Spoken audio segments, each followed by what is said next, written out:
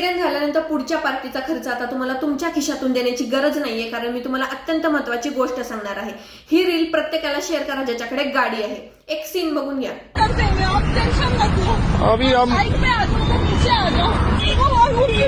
या सीन मध्ये मर्सिडीज गाडीला ओरागाडी धडक देते आणि ती लेडीज पुढच्या पार्टीचा पूर्णपणे डॅमेज पे करण्यासाठी रेडी असते because of third party insurance. हा थर्ड पार्टी इन्शुरन्स काय असतो, तर ऍक्सिडेंट झाल्यानंतर पुढच्या पार्टीचं जे काही डॅमेज आहे, डेथ आहे, दुखापत आहे, या संपूर्ण गोष्टींचा खर्च विमा कंपनी करत असते।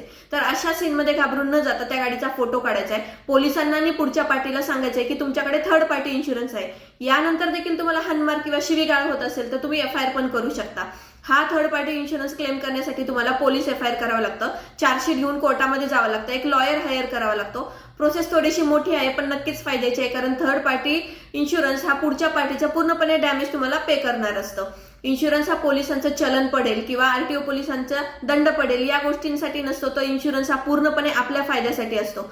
मोटर वाहन कायद्याअंतर्गत बरेचसे असे कायदे आहेत जे फक्त आपल्या फायद्यासाठी आहेत, तर सतर्क राहा। इन्शुरन्सचं काम असो, RTOचं काम असो किंवा परफेक्ट क्लास करायचा असो, भरत मोटर ड्रायव्हिंग स्कूल पुणे येथे कॉन्टॅक्ट